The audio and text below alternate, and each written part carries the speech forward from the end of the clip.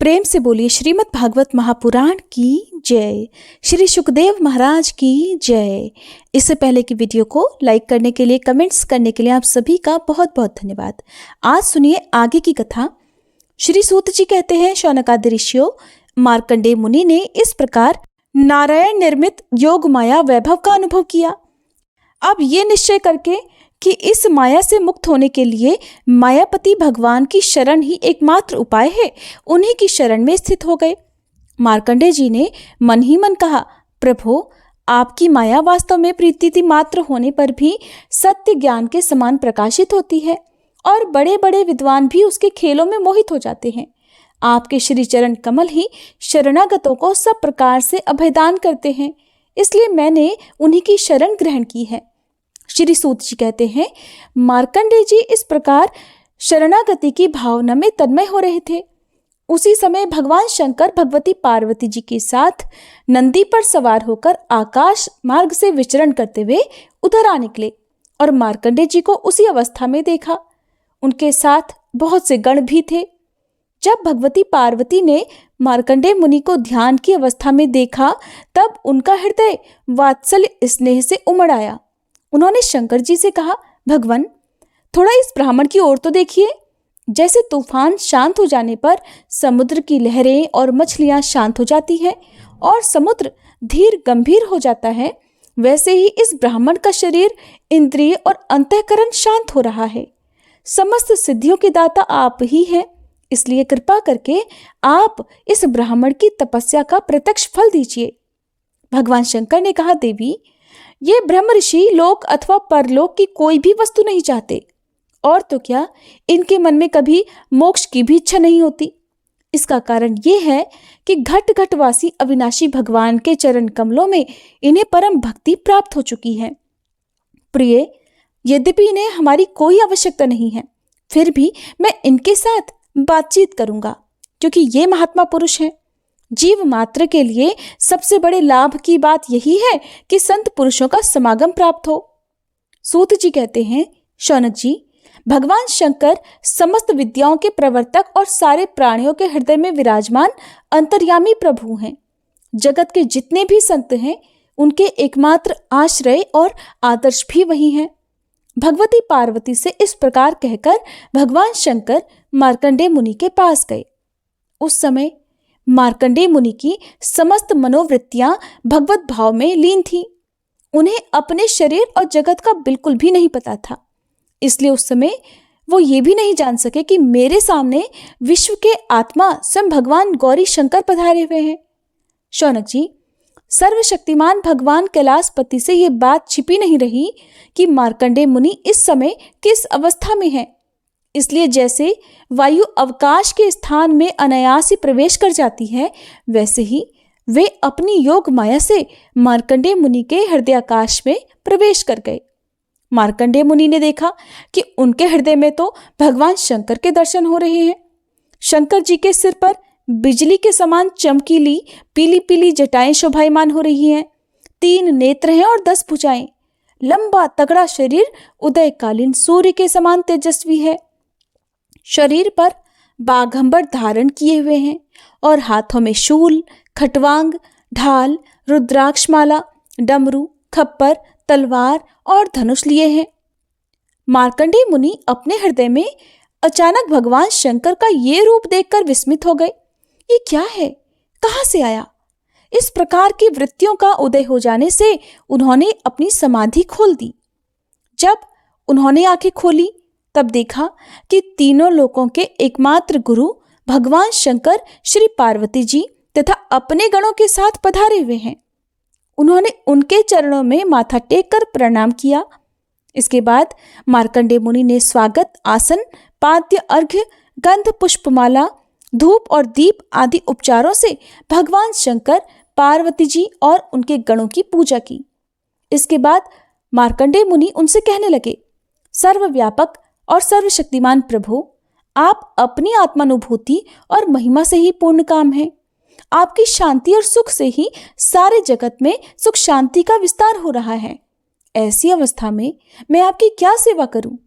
मैं आपके त्रिगुणातीत सदाशिव स्वरूप को और सत्वगुण से युक्त शांत स्वरूप को नमस्कार करता हूँ। मैं आपके रजोगुण युक्त सर्व प्रवर्तक स्वरूप और तमोगुण युक्त अघोर स्वरूप को नमस्कार करता हूँ। सूत जी कहते हैं, शौनक जी, जब मार्कंडेय मुनि ने संतों के परम आश्रय देवाधिदेव भगवान शंकर की इस प्रकार स्तुति की, तब वे उन पर अत्यंत संतुष्ट हुए और बड़े प्रसन्न मन से हंसते हुए कहने लगे। भगवान शंकर ने कहा, मार्कंडेय जी, ब्रह्मा, विष्णु तथा मैं, हम तीनों ही वरदाताओं के स्वामी हैं। हम लोगों का दर्शन कभी व्यर्थ नहीं जाता। हम लोगों से ही मरणशील मनुष्य भी अमृत तत्व की प्राप्ति कर लेता है। इसलिए तुम्हारी जो इच्छा हो वही वर मुझसे मांग लो। ब्राह्मण स्वभाव से ही परोपकारी, शांतचित्त और अनासक्त होते हैं। वे किसी के साथ वैर भाव नहीं रखते और समदर्शी होने पर भी प्राणियों का कष्ट देखकर उसके निवारण के लिए पूरे हृदय से जुट जाते हैं। उनकी सबसे बड़ी विशेषता तो ये होती है कि वे हमारे अनन्य प्रेमी और भक्त होते हैं। सारे लोक और लोकपाल ऐसे ब्राह्मणों की वंदना, पूजा और उपासना किया करते हैं। केवल वे ही क्यों, मैं भगवान ब्रह्मा तथा स्वयं साक्षात ईश्वर विष्णु भी उनकी सेवा में संलग्न रहते हैं। ऐसे शांत महापुरुष मुझ में, विष्णु भगवान में, ब्रह्मा में, अपने में और सब जीवों में जरा भी भेद नहीं देखते। सदा सर्वदा, सर्वत्र और सर्वथा एक रस आत्मा का ही दर्शन करते हैं। इसलिए हम तुम्हारे जैसे महात्माओं की स्तुति और सेवा करते हैं। मार्कंडेय जी, केवल जल में तीर्थ ही तीर्थ नहीं होते और केवल जड़ मूर्तियां ही देवता नहीं होती। सबसे बड़े तीर्थ और देवता तो आपके जैसे संत हैं, क्योंकि वे तीर्थ और देवता बहुत दिनों में पवित्र करते हैं, परंतु आप जैसे लोग दर्शन मात्र से ही पवित्र कर देते हैं। हम लोग तो ब्राह्मणों को ही नमस्कार करते हैं, क्योंकि वे चित्त की एकाग्रता, तपस्या, स्वाध्याय, धारणा, ध्यान और समाधि के द्वारा हमारे वेदमय शरीर को धारण करते हैं। मार्कंडेय जी, बड़े बड़े महापापी और अंत्यज भी आपके जैसे महापुरुषों के चरित्र श्रवण और दर्शन से ही शुद्ध हो जाते हैं। फिर वे आप लोगों के संभाषण और संपर्क आदि से शुद्ध हो जाएं, इसमें तो कहना ही क्या है। सूत जी कहते हैं, शौनक आदि ऋषियों, चंद्रभूषण भगवान शंकर की एक एक बात धर्म के गुप्ततम रहस्य से भरी हुई थी। उसके एक एक अक्षर में अमृत का समुद्र भरा हुआ था। मार्कंडेय मुनि अपने कानों के द्वारा पूरी तन्मयता के साथ उसका पान करते रहे, फिर भी उन्हें तृप्ति नहीं हुई। वे चिरकाल तक विष्णु भगवान की माया से भटक चुके थे और बहुत थके हुए भी थे। भगवान शिव की कल्याणी वाणी का अमृतपान करने से उनके सारे क्लेश नष्ट हो गए। फिर उन्होंने भगवान शंकर से इस प्रकार कहा। मार्कंडेय जी ने कहा, सचमुच सर्वशक्तिमान भगवान की ये लीला सभी प्राणियों की समझ के परे है। भला देखो तो सही, ये सारे जगत के स्वामी होकर भी अपने अधीन रहने वाले मेरे जैसे जीवों की वंदना और स्तुति करते हैं। धर्म के प्रवचनकार प्रायः प्राणियों को धर्म का रहस्य और स्वरूप समझाने के लिए उसका आचरण और अनुमोदन करते हैं, और कोई धर्म का आचरण करता है तो उनकी प्रशंसा भी करते हैं। भगवान, आप त्रिगुण स्वरूप होने पर भी उनके परे उनकी आत्मा के रूप में स्थित हैं। आप ही समस्त ज्ञान के मूल, केवल अद्वितीय ब्रह्म स्वरूप हैं। मैं आपको नमस्कार करता हूँ। अनंत, आपके श्रेष्ठ दर्शन से बढ़कर ऐसी और कौन सी वस्तु है जिसे मैं वरदान के रूप में मांगूं?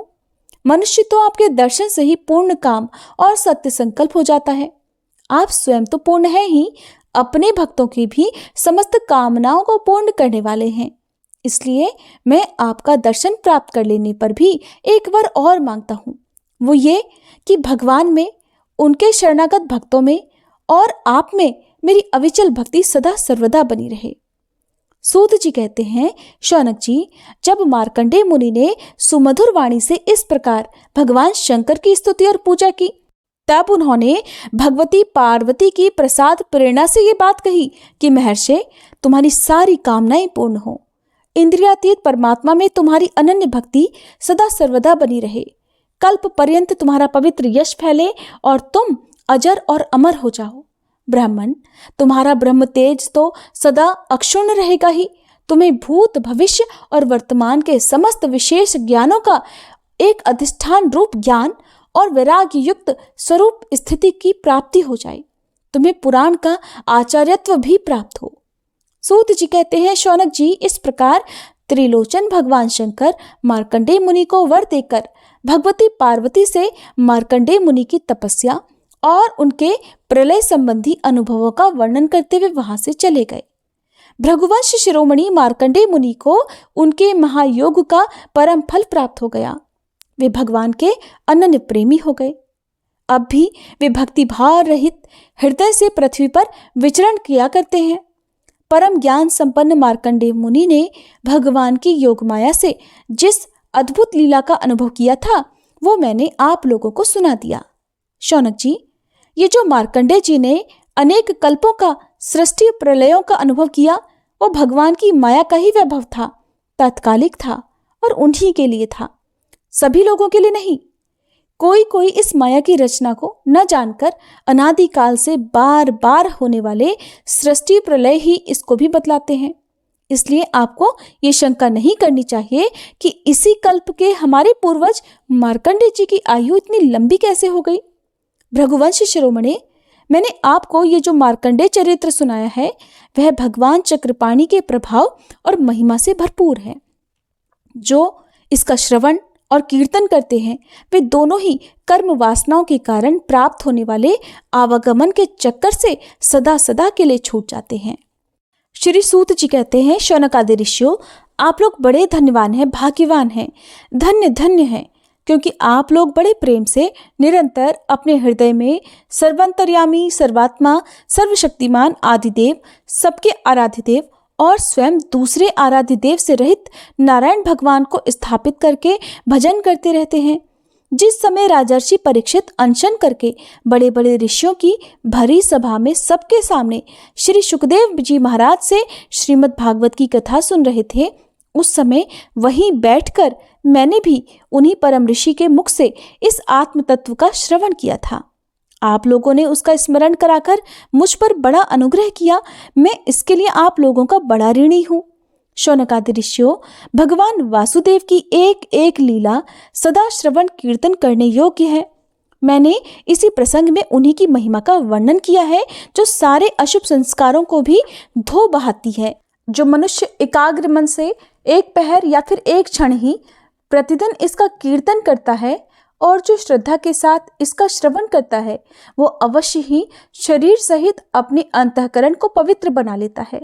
जो पुरुष द्वादशी या एकादशी के दिन इसका श्रवण करता है वह दीर्घायु हो जाता है और जो संयम पूर्वक निराहार रहकर पाठ करता है उसके पहले के पाप तो नष्ट हो ही जाते हैं, पाप की प्रवृत्ति भी नष्ट हो जाती है। जो मनुष्य इंद्रियों और अंतःकरण को अपने वश में करके उपवास पूर्वक पुष्कर, मथुरा अथवा द्वारका में इस पुराण संहिता का पाठ करता है वो सारे भयों से मुक्त हो जाता है। जो मनुष्य इसका श्रवण या उच्चारण करता है उसके कीर्तन से देवता, मुनि, सिद्ध, पितर, मनु और नरपति संतुष्ट होते हैं और उसकी अभिलाषाएं पूर्ण करते हैं। ऋग्वेद, यजुर्वेद और सामवेद के पाठ से ब्राह्मण को मधु कुल्या, घृत कुल्या और पय कुल्या अर्थात मधु, घी और दूध की नदियां अर्थात सभी प्रकार की सुख समृद्धियों की प्राप्ति होती है। वही फल श्रीमद् भागवत के पाठ से भी मिलता है। जो द्विज संयम पूर्वक इस पुराण संहिता का अध्ययन करता है उसे उसी परम पद की प्राप्ति होती है जिसका वर्णन स्वयं भगवान ने किया है। भगवान ही सबके स्वामी हैं और समूह के समूह कलिमलों को ध्वंस करने वाले हैं। यूं तो उनका वर्णन करने के लिए बहुत से पुराण हैं, परंतु उनमें सर्वत्र और निरंतर भगवान का वर्णन नहीं मिलता। श्रीमद् भागवत महापुराण में तो प्रत्येक कथा प्रसंग में पद पद पर सर्वस्वरूप भगवान का ही वर्णन हुआ है। वे जन्म, मृत्यु आदि विकारों से रहित, देश काल आदिकृत परिच्छेदों से मुक्त और स्वयं आत्म तत्व ही हैं। जगत की उत्पत्ति, स्थिति, प्रलय करने वाली शक्तियां भी उनकी स्वरूप भूत ही हैं, अलग नहीं हैं। ब्रह्मा, शंकर, इंद्र आदि लोकपाल भी उनकी स्तुति करना लेश मात्र भी नहीं जानते। उन्हीं एक रस सच्चिदानंद स्वरूप परमात्मा को मैं नमस्कार करता हूँ, जिन्होंने अपने स्वरूप में ही प्रकृति आदि 9 शक्तियों का संकल्प करके इस चराचर जगत की सृष्टि की है और जो इसके अधिष्ठान रूप से स्थित हैं तथा जिसका परम पद केवल अनुभूति स्वरूप है, उन्हीं देवताओं के आराध्य देव सनातन भगवान के चरणों में मैं नमस्कार करता हूँ। श्री सुखदेव महाराज अपने आत्मानंद में ही निमग्न थे। इस अखंड अद्वैत स्थिति से उनकी भेद दृष्टि सर्वथा निवृत्त हो चुकी थी, मुक्त हो चुकी थी। फिर भी मुरली मनोहर श्याम सुंदर की मधुमयी मंगलमयी मनोहारिणी लीलाओं ने उनकी वृत्तियों को अपनी ओर आकर्षित कर लिया और उन्होंने जगत के प्राणियों पर कृपा करके भगवतत्व को प्रकाशित करने वाले इस महापुराण का विस्तार किया। मैं उन्हीं सर्व पापहारी व्यास नंदन भगवान श्री सुखदेव जी के चरणों में नमस्कार करता हूँ। हरे कृष्णा। आज के अध्याय में बस इतना ही और इसके बाद का जो अध्याय आप सुनेंगे वो श्रीमद् भागवत महापुराण का अंतिम अध्याय होगा और इसी के साथ भागवत कथा पूर्ण हो जाएगी। और आप सबसे विनम्र अनुरोध यही है कि इसके बाद जो अंतिम अध्याय आप सुनेंगे उस अंतिम अध्याय को आप इतना प्यार दीजिएगा। जिन्होंने आज तक भी वीडियो को कभी लाइक नहीं किया है, एक बार भी कथाओं पर कमेंट नहीं किया है, वो सभी सदस्य आज के दिन कमेंट करके अंतिम अध्याय को इतना ज़्यादा सुने कि हमारे YouTube परिवार के जो लगभग 9 लाख सदस्य हैं उन सभी तक ये कथा पहुंच सके, कम से कम अंतिम भाग सभी तक पहुंच सके।